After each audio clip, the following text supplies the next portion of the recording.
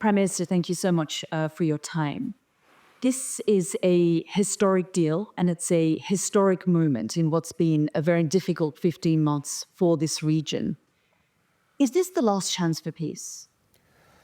Well, we hope that the peace will always have chance. Today, I think what we have reached with this deal, will be the last chance for Gaza. To save Gaza from this war, I believe that's our last shot. But when we talk about peace in general, peace won't happen unless there is a Palestinian state at the end of the day to address the root cause of the issue and not just to address the symptoms of the issue.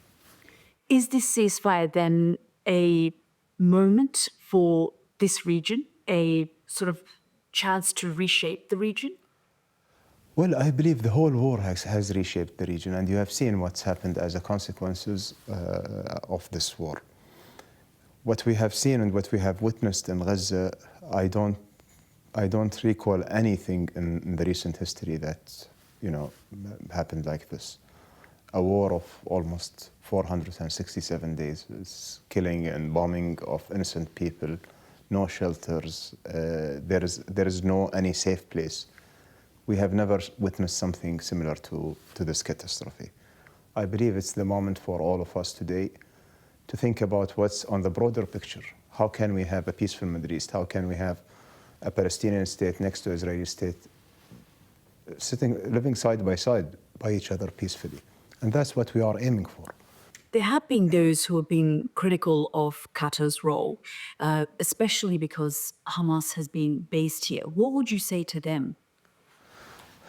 Well, first of all, despite the criticism, Yalda, do you think that all those criticism and all those loud voices are worth stopping the killing of one child in Gaza, or the happiness that we will see on a family that get their hostages back? I don't think it's worth it. For us, we didn't give them attention. It didn't stop us. It didn't hinder our effort. It made us more committed to achieve our objective and our goal to bring the ceasefire and to bring peace to Gaza and to bring the hostages back to their families. We feel for both the same way. All of them, they are a human being. Now, for those who've been criticizing Qatar and they've been with very loud voices about Qatar and they should do that and they have been lecturing us for the last 15 months, I have very, very simple question for all of them. What did they do as a real step to stop any bombing in Gaza or to bring one of the hostages back?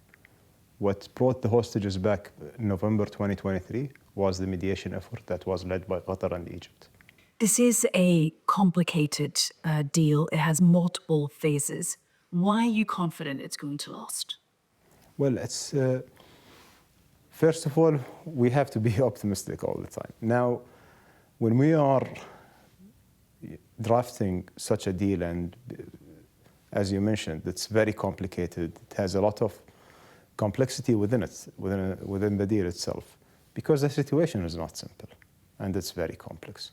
And took us very long time to reach to this agreement. And by the way, for many people who doesn't know, this is the framework that we have signed 2 days ago, is the same framework that we agreed on in December 23, which is basically 13 months of a waste of negotiating details that has no meaning and doesn't worth any single life that we lost in Gaza, or any single life of those hostages that lost their life because of the bombing, because they are among everyone else.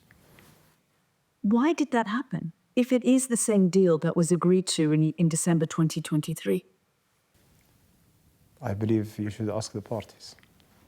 They have their own complications, we don't know. But now it really depends on the party, if they are going to embark in this in a good faith, they will adhere to the agreement. If it fails, what are the consequences? Well, first of all, we have to say to ourselves, and we have to believe in this, that failure is not an option. That basically what all of us, we should aspire to and we should work toward. Now, if it fails, we will not give up. We will make sure that it's repatched again and the parties are adhering to that. Now, we don't believe that this deal will be implemented as it is, literally, with like, we know and we anticipate there will be a lot of issues and everyday issues. But we are trying our best to create the safety net for these issues to be resolved before it exploded.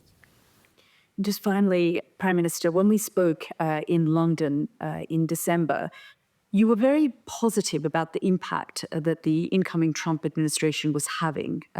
Are you hopeful that they will usher in a new era in this region? Well, we have seen a demonstration of the work that's been done in the last few days, and honestly, it made a great impact. And we believe President Trump can create a greater impact for the region. And we have seen the way they operate. The gentleman, my friend Steve Witkoff, the special envoy to the Middle East, has demonstrated a leadership in these negotiations, and we see the way he fought for a deal to happen. And I believe if this will continue to be the attitude and the approach for the next 4 years, we can create a lot of good things for the region.